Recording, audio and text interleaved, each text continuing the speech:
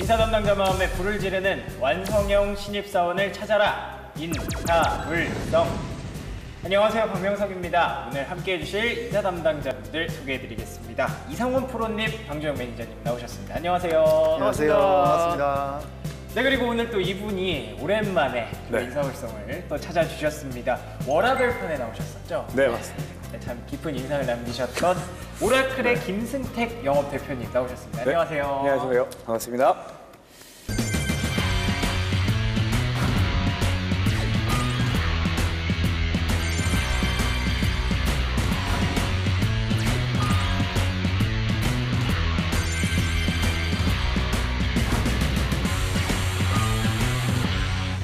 네, 알겠습니다. 저희가 근데 인사불성을 진행할 때 퇴사에 대한 얘기를 사실 요즘 굉장히 많이 합니다. 걸핏하면 솔루션이 퇴사야. 그러니까 고민 얘기를 하면 뭐 하면 기승전 퇴사, 나가라. 퇴사 얘기만 하다 보니까 굉장히 얘기를 많이 하게 됐는데, 그런데 제가 보니까 공통적인 이유가 조금 있는 것 같더라고요. 뭘까요? 퇴사의 공통적인 이유가 뭔가 있더라고요. 구성원 서로 간의 이제 소통과 어떤 소통의 이해, 부재. 배려가 부족한 것이 이제 배려가 부족. 조직 생활에서의 크나큰 갈등으로 번지어. 크나큰 갈등으로 번지요. 예, 결국에는 이제 퇴사라든지 예. 또 이직이라는 코드와 예. 연결되는 것 같습니다. 그렇군요. 윗분들은 저렇게 말씀하시고요. 예. 저희 같은 입장에서는 그냥 상사 덕분에. 아하, 상사 때문에. 네. 동의하십니까? 그럼요. 나쁜 상사 때문에, 싫어하는 상사 때문에, 이런 분들 때문에. 예? 죄송합니다. 예. 정말 재밌네요. 네. 오씨. 그게 아닌데. 뭐 이런 분들은 아니겠지만 어찌됐든 상사 때문이라는 얘기가 굉장히 많았는데, 제가 오늘 가져온 설문조사 결과는 정말 낯설고 충격적이었습니다. 직장인 45%가 이 이유 때문에 퇴사 충동을 느낀다고 하는데, 뭘까요?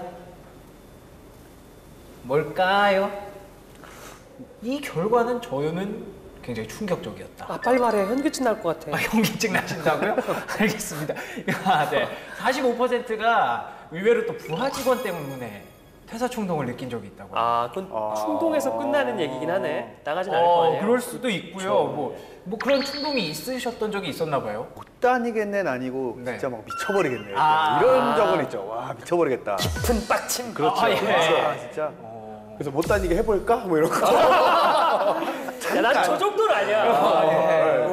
잠깐 나쁜 생각을. 불이 여기 몇 번씩 지금 올라왔을 것 같은데 지옥이네요, 거기 오늘.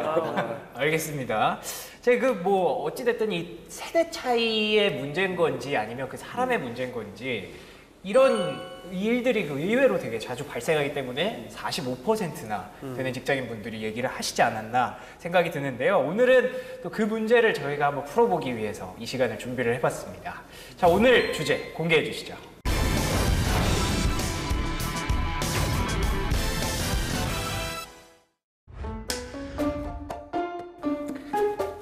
한잔하자.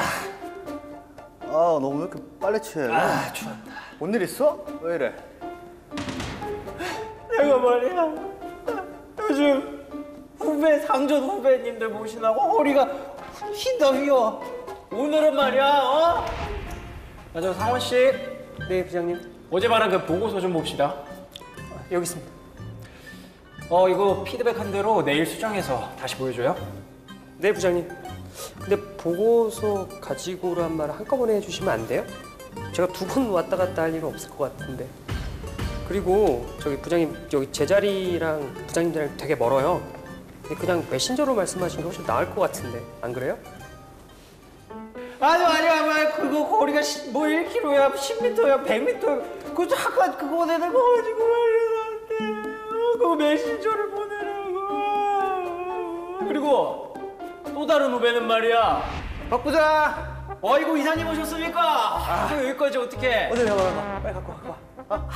예. 이거 회의실. 너무 건조하다, 이거. 이거 왜 이렇게 가습기 안 트냐?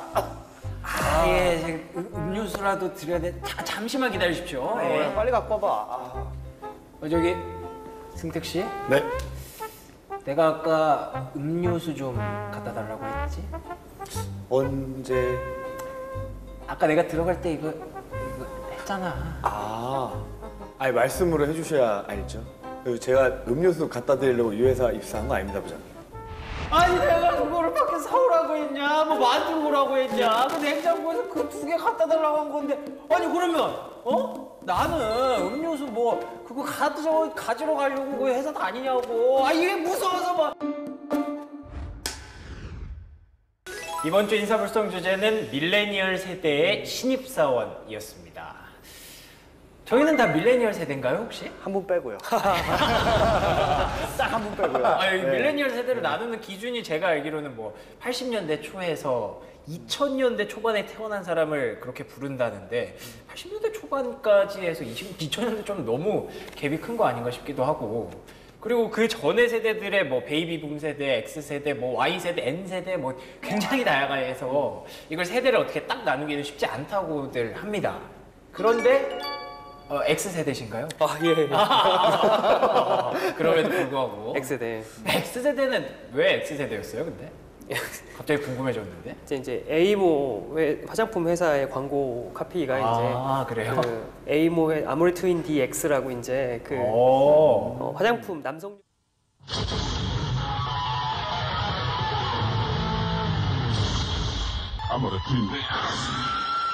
입장에서 우리는 X세대이고 이전 세대와 이런 차별성을 분명히 하고자 한다라는 그런 메시지를 던짐으로써 어떤 광고 효과를 누렸던 그런 적이 있었죠. 이 X세대 맞으시네요. 축하드립니다. 네. 이게 왜? 축하할 일이죠. 네. 그건 혹시 이 내용에 대해서 자세히 알고 계셨나요? 모른다고 하겠지. 전혀 몰랐어요. 진짜 생전 처음 들어요. 그쵸. X 세대가 다시는 것 같아요. 네. 저희 같은 밀레니얼 세대들은 이런 거 모르고. 그러니까요. 근데 그 밀레니얼 세대라는 게 정확히 뭐 어떤 뜻을 갖고 있을까요? 정의 혹시 내려본다면. 조금 별로 안 좋아하는 표현이긴 해요, 솔직히. 왜냐면 그러세요? 오히려 밀레니얼 세대 하니까 요즘 더 뭔가 특별한 것 같고 뭔가 이 사람들 더 케어해야 될 것 같고 이래서 싫어하긴 하는데, 그래도 뭐 굳이 뭐 정의하자면 네네. 뭐 IT 좀 익숙하고 IT.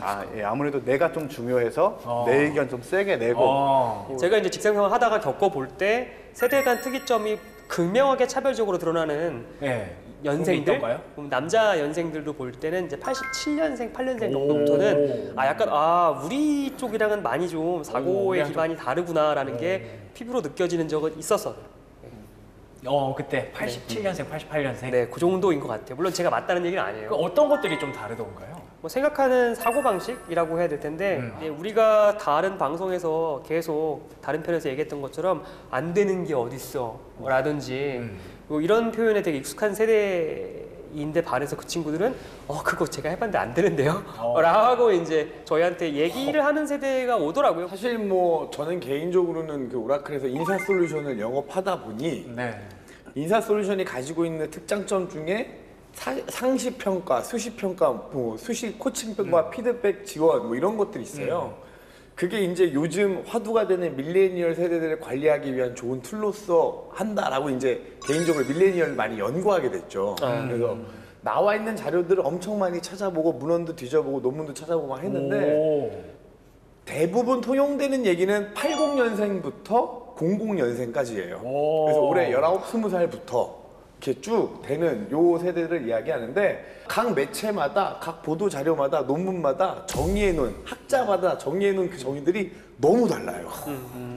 그래서 어떤 학자들은 13가지로 구분해놓고, 어떤 학자들은 7가지로 구분해놓고, 어떤 학자들은 5개 구분해놓고, 이렇게 돼 있더라고요. 근데 제가 가장 의미 있게, 감명 깊게, 요건 진짜 맞는 것 같다라고 생각했던 것 중에 하나를 보면, 일단 자기 주관이 강하고, 그다음에 IT나 선진 기기 이런 것들에 되게 익숙하고, 근데 뭘 하든 다 자기한테 의미가 있어야 되고 재밌기를 원하고, 그러면서도 사회에 영향력 끼치기 좋아하는.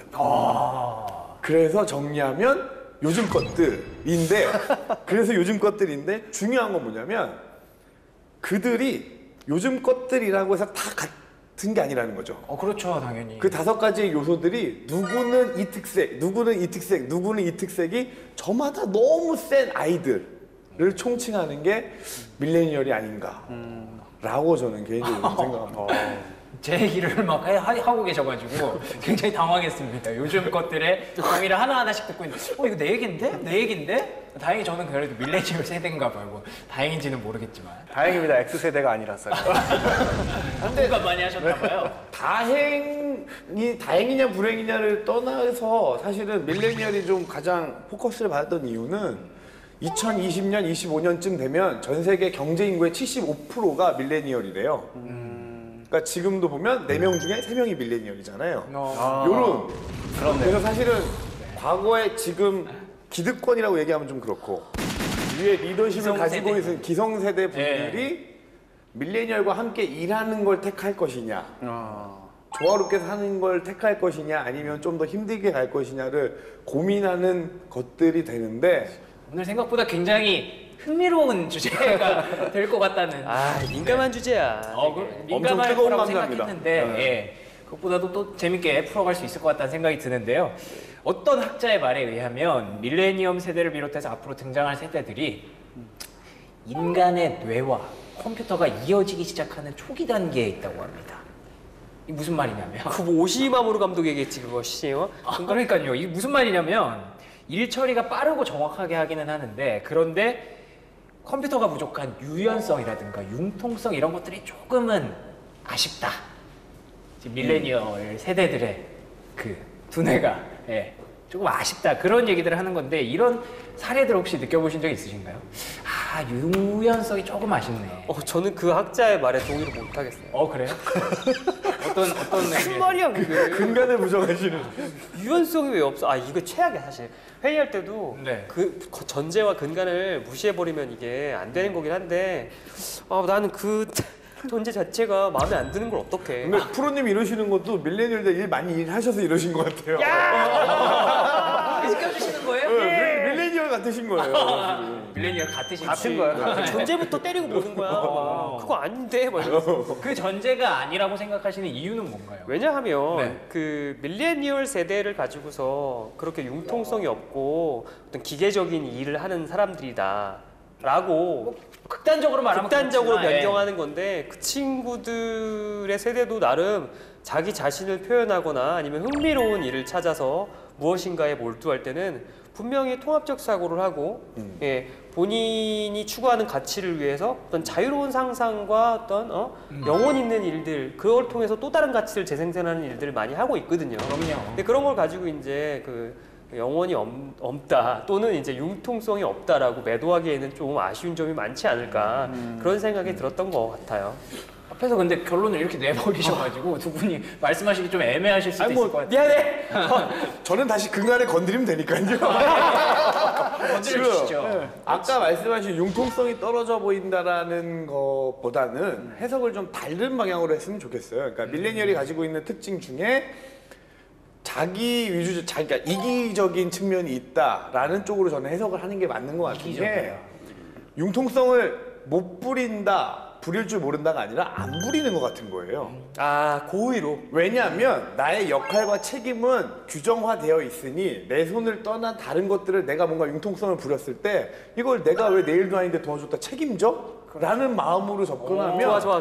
아무것도 할 수 없어요 사실은. 그래서 그냥 규정과 룰, 원칙과 그 원리대로만 하는 거예요. 그래서 뭐라고 얘기했을 때 도와줄 수 있는 것 같은데 신입사원 담당자가 바뀌면 안 되는 경우들이 생겨요 일할 때. 그렇죠. 그러면 이 친구들은 핑계대요. 저희 위에 부장님이, 과장님이 일단 제가 모르니까 잘 도와주지 말라고 하셨어요. 아니면 이런 거 해주지 말라고 하셨어요. 얘기한다는 거죠. 밀레니얼 기본 특징이 그런데 거기에 밀레니얼 신입사원이잖아요. 네. 더 못하죠. 워크어라운드를 아예 모르는 친구들이에요. 근데 그 누구도 그걸 가르쳐주지 않아요 요새. 이거는 사실 뭐라고 해야 되나 합법도 아니고 편법도 아니고 불법도 아닌데 약간 이렇게 하면 해결될 수 있어라는 노하우는 신입사원 네가 짬밥이 차면 알아서 알게 돼라고 하지 그걸 누가 붙잡고 알아서 가르쳐주는 회사는 거의 없거든요. 그렇죠. 그러다 보니까 이제 그 워딩과의 헷갈리다 보면 이제 융통성이 없는 것처럼 보이기도 하고 그래서 저는 융통성이라는 단어를 직접적으로 조직 생활에 갖다 연결하기에는 약간 좀 신입사원들한테는 어폐가 있지 않나, 무리가 있지 않나라고 생각합니다. 어떻게 생각하십니까? 그런 거를 다 가정을 말씀하신 걸 다 네네. 가지고 그냥 단순하게 생각해서 직장 생활 안에서 신입사원이 융통성이 네. 없다를 보면 그냥 예를 들어서 옛날에는 뭐 선배님들이 뭐 이렇게 해줬으면 좋겠어 라고 하면 그냥 아까 우리 사례도 있었지만 네 알겠습니다 예. 이렇게 했는데 요즘 신입사원분들은 다 그렇진 않지만 해줬으면 좋겠어 하면 이걸 제가 왜 해야 되는지 아예 대놓고 물어보는 친구들도 있거든요. 이걸 제가 왜 해야 되죠? 예를 들어서 뭐 제가 예전에 회의실을 좀 예약을 필요한 적이 있었어요. 제가 다른 걸 잡고 면접장으로 전용으로 좀 사용하는 회의실이 있는데 면접장을 항상 쓰는 게 아니기 때문에 오픈해라는데 그걸 어느 친구가 잡은 거예요. 면접을 봐야 되는데. 네, 봐야 돼서 그리고 저희가 다른 걸 하나 잡고 이제 정중하게 전화를 해서 바꿔달라고 하려고 대안을 잡아놓은 거니까 그 정도 사이즈로 아, 예. 네, 전화를 딱 했거든요. 네, 안녕하세요. 저는 무팀의 방주영이라고 합니다. 잠깐 통화 가능하실까요? 이렇게 예의상 물어보는 게 네네. 매너잖아요. 그랬더니 네! 그러더라고요. 거기서 일단 조금 당황했어요. 네? 예. 그래서 저희가 이런 것 때문에 회의실이 좀 필요한데 혹시 이렇게 저희 잡아놓은 게 있으니까 바꿔주실 수 있으실까요? 면접 때문에 얘기를 하니까 아 그건 제가 잡아놓은 건데 제가 왜 그 회의실을 바꿔드려야 하죠? 이러는데 사실 되게 당황스러웠거든요. 근데 저는 그게 일하면서의 약간의 융통성? 굳이 말하자면 왜 저희 주간회의가 있어서요. 저도 물어봐야 되거든요. 저희 네. 팀장님한테 이런 식으로 대답을 했어요. 근데 융통성이 있으면 이 팀장 이래서 다른 사이즈를 인사팀에 잡아서 회의실을 바꿨습니다 하면 사실 그 팀원들이 뭐라 그럴 거리는 아니거든요. 그래요. 근데 원리 원칙적으로 이거 잡아놓고 안 됩니다. 이래버리면 당황스러운 거죠. 근데 아까 말씀해주신 그런 거랑 좀 비슷한 것 같은데. 그러니까 그거를- 그 사원 사이드에서는 그쵸? 매니저님한테 전화를 받았는데 이미 팀한테는 회의실 네, 맞아요. 시간 장소가 맞아요. 공지가 됐으면 바꾸면 안 거기다도 돼. 그렇고 또 전화 와서 저보고 바꿔달라 그래서 바꿔드렸습니다라고 얘기하기엔 내가 좀 이상해지는 거예요. 그러니까 괜히 우리 팀장님한테 나 혼날 것 같고. 그래서 이제 근데 사실 혼날 일은 아니잖아요. 제가 사실 그 순간 이해 안 됐던 거는 이걸 제가 왜 바꿔드려야 되죠? 이 멘트 한마디였거든요. 아, 이게 되게 강력하게 전혀 예상하지 못했던 한마디가 빵 온 거죠. 그 팀의 신입사원으로부터. 저는 일단 그게 쇼킹이다 보니까 이렇게 대답이 오는구나. 요즘 애들 이거 봐라. 동기 없었어. 어떻게 그래서 하셨어요? 동기한테 그래서? 전화해서 이러진 않았어. 내가 딱 얘기했지. 그 팀에 동기 없었냐고 바로 동기한테 전화해야지. 야 싸가지 없더라. 애들 어떻게 가르칠래? 니네 알만하다 씨요. 이랬겠지. 누군데? 근데 누군데 했으면 난리 났어. 말투가 어땠나요, 말투가? 쎄했겠지. 그걸 제가 왜 바꿔드려야 되죠? 너무 차분한 거죠? 그러면 당황해요. 그렇네? 네 말이 맞네? 맞다. 그래놓고 왜 동기한테 전화해서 왜? 그렇구나. 바꾸려고. 미안하게 생각해. 미안해서. 깜짝 빡친 건 놀라긴 빡친 했어요. 거고. 순간 욱하긴 했죠, 솔직히. 일은 만들어내야 되니까. 내 감정이 중요한 게 아니잖아. 어쨌든 그런 문장을 신입사원들에게서 약간 처음 들어본. 전혀 예상치 못했던 예를 들어서 뭐 제가 저도 말씀을 드려야 될 것 같습니다. 아유, 뭐 그렇죠. 이렇게 하거나 아, 하고 그렇죠, 연락드리겠습니다. 보통 저라면 그랬을 거라고 생각을 했는데 제가 왜 바꿔드려야 되죠? 하는 순간 이제 직접적으로 훅 들어와. 네 너무 훅 들어온 거죠. 네. 방심하고 있다가 확 맞으니까 이제 정신을 못 차리는 거죠. 나는 그냥 버릇이 된 것 같아 그냥. 버릇이 됐다. 네, 버릇이 된 게 뭐냐면 이렇게 막 일을 하다가 야 저기 권프로야 미안한데 내가 지금 어디에 갔다 오고 이걸 하고 뭐 이걸 해야 되는데 지금 우리 부서의 회의가 2시 30분에 잡혀 있잖니. 네네. 내가 하기엔 시간이 너무 모자란 것 같은데 그만해요 과장님 알겠어요. 회의실 예약해 드릴게요. 나오지 이제. 예. 예전에는요? 예전에는 그래 본 적이 없어요. 그러니까요. 회의실 예약. 약간 이런 느낌으로. 아니요 뭐 그렇게 하지 않았고요. 누가 시키지 않아도 알아서 한 차원 또 위이신 거죠. 죄송합니다. 네. 아, 자기중심적이고 어떤 논리적인 근거를 바탕으로 해서 자기가 그쵸. 무엇을 해야 된다라는 동기부여를 받는 세대라면 왜 해야 되는지에 대해서 명확하게 설명을 해주는 게 가장 그럼요. 우선이 되는 것 같다라는 판단을 했었고 요약하면 옛날에는 그냥 말하지 않아도 알아요. 알아서 그냥 했는데. 바라보면 네. 이었는데 지금은 말해도 몰라요. 요 그런 말씀을 거죠. 지금 이렇게 아니 말을 해주면 얼마든지 잘한다는 얘기예요. 얼마든지. 그런 거죠. 같이 뭔가를 만들어 가야 되는 상황에서 나의 시간과 너의 시간과 모두의 시간이 투입되는 상황에 우선순위에서 나는 이게 밀린다라는 걸 드러내고 표현하는 경우들. 어떤 표현이 있었나요? 이를테면 같이 모여서 회의하기로 했는데 저 갑자기 급한 일이 생겨서 먼저 가보겠습니다. 라든지. 왔다. 그러면 급한 일이 뭐였나요? 그런 거에 대한 설명은 없고요. 그걸 물어보기 전에 일단 열받는 거죠. 그걸 물어보기 전에 일단 열받는 거죠. 근데 나중에 들어보면 딱히 그런 건 아닌 거죠.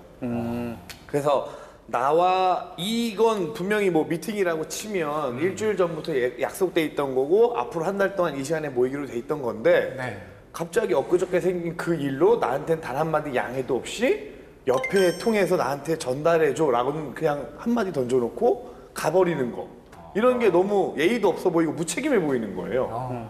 직접 와서 사실은 상황이 이러저러하니 빠지겠습니다도 욱할 수 있는 거잖아요, 사실은. 빠져도 될까요? 라고 먼저 물어봐주면 참 고마울 텐데, 뭐 그런 것들이, 그런 상황들이 좀 많았던 것 같아요.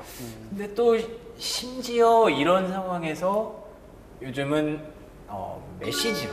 메신저로 네. 사내 메신저. 얘기를 하는 경우가 많다고 해요. 근데 저만 해도 사실 전화보다는 이 깨똑이 더 편하거든요. 그래서 뭐 이게 뭐 그렇게 차이가 있을까라는 생각을 해왔던 적이 있었다라고 말씀을 드릴게요. 그러니까 전화로 최소한 전화라도 해줬으면 하는 얘기들을 메신저라든가 이 SNS로 보내는 경우가 네, 저 좀 공감하는 것 같고요. 갑자기 문득 떠올랐던 게 예전 팀장님이 한번 아침에 광분하신 적이 있었는데 네. 그 이유가 딱 이런 케이스였거든요. 그러니까 아팠어요. 뭐 이해는 돼요, 심적으로 아팠는데 그래서 이제 뭐 때문에 아팠는지 모르겠는데 아침에 팀장님 제가 오늘 몸이 안 좋아서 오늘은 쉬어보겠습니다. 이렇게 통보를 한 거죠. 네, 그냥 톡으로. 네, 그러니까 팀장님이 그걸 보고 하도 기가 찬데 뭐 어디가 아픈지 뭔 일인지 걱정도 되고 그쵸. 예. 그러니까 뭐 얘기를 해줬으면 좋겠는데 그래서 출근길에 그걸 받고 아침에 이거 어떻게 본인이 그걸 고민하는 거죠. 전화를 해야 되나 아프다는데 뭐 어떻게 병원을 혹시 있나 보내봐야 되나. 팀장님이 눈치를 보는 상황. 그냥 눈치를 봐서 전화를 했는데 무슨 일이야? 어제 술을 좀 제가 많이 먹어서 지금 속이 너무 안 좋아서 못 가보겠습니다. 그거였어요. 네, 전화를 해서 물어봤는데 이건 거죠. 본인은 고민하다 물어봤는데 폭발한 거죠. 이거 톡으로 나한테 틱 던져놓고 안 와? 막 요즘 세대 어떻게 돼? 끊어놓고 이제 본인이 열받으니까 그 화풀이를 저희한테 하시는 거죠. 이걸 내가 어떻게 이해해야 되냐? 이건 예의가 아니지 않냐? 신입사원이었어요. 네. 네, 그렇게 이제 결근을 딱 한 거고 다음날 저희가 이제 뭐 사실 제가 왜 그랬냐 이렇게 좀 예의상 이렇게 했으면 좋겠다라고 하는데 아니, 왜 그랬니? 네. 이렇게 하셨다고요? 아니요. 얘기를 딱 했는데 이제 그거 뭐 제가 톡으로 말씀드렸고 그래서 궁금하셔서 팀장님 저한테 전화했는데 무슨 문제야 이런 뉘앙스를 얘기를 해서 다르구나. 와 너무 다르구나 이 생각하는 게 이런 느낌을 받은 적이 있어요. 그거는 가르쳐 줘야 되는 거 아닌가? 너 미리. 아프면 전화해 이렇게요? 아플 때는 문자 띡하고 이러는 거 아니니까 최대한 팀장님한테 아니면 팀장님이 안 받으시면 나한테라도 전화를 해서 이런 게 있다라고 전달해다오. 근데 이제 일반적으로 아예 오자마자 이제 신입사원은 이제 OJT를 하겠어요. 뭔 일 있으면 전화를 하세요. 그렇죠. 톡하지 마세요. 문자하지 마세요. 이렇게 다 알려주진 않거든요. 사실. 그렇게 해야 되는 시대가 왔다고 보는 게 더 맞는 것 같아요, 저는. 우리가 당연하다고 생각해 왔던 것들, 그런 것들이 더 이상 보편적인 것으로 통용되지 않는 시대도 올 수 있다는 걸 언제든지 염두를 하셔야 세대 간을 아우르는 갈등의 완충제로서 조직 생활에 자리매김할 수 있지 않을까 그런 네. 생각을 해봅니다. 어떻게 생각하세요? 네, 어떻게 이게 생각하세요? 맞다고 생각하세요? 저 일부 맞는 것 같아요. 그래요? 이봐 맞잖아. 근데 그러니까- 저는 좀 다른 게 밀레니얼 신입사원들을 편드는 게 아니라 너무 익숙한 거예요. 카카오톡이나 그쵸, 그쵸. 문자나 페이스북 그렇지. 메시지나 인스타 다이렉트 메시지나 그냥 이 아이들은 이게 생활인 거예요. 그래서 이게 예의 범절에 어긋나나를 고민할 틈조차 없어요. 전혀 생각 못해요. 네. 그렇죠. 그걸 그렇기 때문에 그리고 내가 아파 죽겠는데 무슨 굳이 전화해서 이 썩어가는 목소리를 들려줄 필요가 뭐가 있어라고 생각하는 사람도 있어요. 그럴 수 있죠. 그래서 저는 사실은 케바케? 사바사? 그냥 그거예요. 사람마다 내가 모시는 분의 특성에 따라 사람에 따라 눈치 있게 하라고 이야기를 좀 많이 하는 편인데 그렇죠. 그 팀장님한테 옆에서 옆구리 찔러요. 이런 상황이 있을 때 팀장님은 전화가 좋으세요? 문자가 좋으세요? 중간에서 이제 그냥 뿌리는 거죠. 선택해. 와 잘한다. 야, 그러니까 차라리 팀장님한테 할 자신 없으면 그냥 나한테 톡 보내. 그럼 내가 전화 왔다고 얘기해 줄게. 그렇지. 이런 게 진짜 리얼한 완충제 아닙니까? 맞아요. 왜냐면 네, 열받네. 근데 그런 역할을 실제로 하고 있어요. 아니 근데 이게 뭐라고 해야 되나요? 그러니까 개념 자체가 다른 거예요. 아예. 이 미안하게 어떤 생각합니다. 아니 당신 보고 미안하다는 얘기는 아니야. 어떤 내용에 따라서 뭐는 전화로 해야 되는 게 예의 바른 거고 뭐는 카톡 남기면 예의 없는 거야? 라는 거에는 지금 90년대 신입사원들과 80년대인 저는 완전히 다른 세대인 것 같아요. 그쵸. 이유는 모르겠으나 정말 달라요, 아예. 그리고 대신에 그런 건 있었던 것 같아요. 뭐냐면 뭐라고 이야기해야 되나? 급하면 전화를 해. 카톡 보내놓고 안 봤다고 책임 전가하지 말고 죽여버리려니까 막 이렇게 얘기한 적이 있었거든요. 진짜 급한 상황에 엄청 핫한 이슈인데 그쵸. 피드백이 없었던 거죠. 회의할 때 엎어놓고 진동 안 울리게 해놓고 하니까. 근데 나중에 물어보면 카톡 보내드렸는데 안 보셨어요? 이러면 아우 이게 되는 거예요. 스펀지고 뭐고 그때 그냥 돌인 거예요. 그때는 막 그런 것들은 우리가 뭐. 주니어 때를 상기를 해보면 똑같은 거예요. 우리 윗사람들한테 많이 들었던 얘기가 뭐냐면, 야, 넌 메일만 띡 보내면 다냐? 그렇지. 공감되지? 네. 공감되지? 이해 못 하실 거예요 아마. 네. 메일 보냈으면 됐지 왜 메일 보내고 찾아가서 얘기해야 돼요. 약간 그게 이 우리 세대인 거야. 느낌이에요. 그게 우리 세대. 메일만 띡 보내는 다냐를 욕으로 먹었던 세대가 지금 세대고, 우리 세대고, 지금의 세대는 넌 카톡이나 문자 보내면 그걸 끝이냐라는 게 네. 똑같은 톤으로 나가는 거인 거예요. 그래서 결론은 뭐 완충제일, 완충제이, 악당. 아이, 그 그렇게 보면 그렇고, 그렇죠. 다 살아가는 방식의 차이가 있어요. 그런 차이가 있을 수 있다. 쓸 수 있어. 틀린 거 없어. 다를 뿐이야. 그럼요. 제가 웬만하면 이야기하는데 이분한테 이런 얘기 근데 지금 학구적인 그런 발언을 그러니까 지금 물렸기 학구적의 때문에, 철학가적 이미지 그러니까요. 완충제까지. 아까 방송 들어오시기 전에는 오늘 무슨 컨셉을 잡아야 될지 모르겠다 하셨는데 오늘 너 녹화 끝나고 따라와. 이건데. 그러니까 이건데. 근데 아까 메일 얘기하셨잖아요. 네. 근데 뭐 메일 내용 안에 요즘 크크크크 넣으시는 이모티콘 이런 거 있잖아요. 아니에요? 아닌 것 같아요. 약간 귀엽게 웃는 고맙습니다. 이런 거. 과장님 죄송해요 유유 뭐 이런 거. 앵무. 냉무요? 일해버리고. 이번 달에 정상권 전화 갈 거예요. 냉무. 이렇게 해버리면은 네. 뭐지 냉무는? 하고 그래서 이게 뭐야 나랑 장난하는 건가? 그런 분들 냉무가 뭐니? 냉무가 냉무예요 이렇게. 첨부에 막 유관부서 부장님들 들어가 있고 대표님 돼 있고 막 이랬는데 거기다 이렇게 써버리면 난감한 거죠. 난감하지. 크크크크는 제가 딱 봤거든요. 저희 타부서 신입사원이 저희 당시 인사팀장한테 메일을 그러니까 참조를 걸고 담당자한테 거는 건데 마치 자기 동기한테 보내듯이 써서 보낸 거예요. 크크크가 진짜 있고. 그럼 보는 제가 더 민망스러워요. 오히려 그 팀의 팀장님은 이거 확인하셨으면 얼마나 창피할까 이런 생각도 들고 비즈니스 매너인데 요청을 하는 거에서 그건 좀 정중하게 써야 되는 게 맞거든요.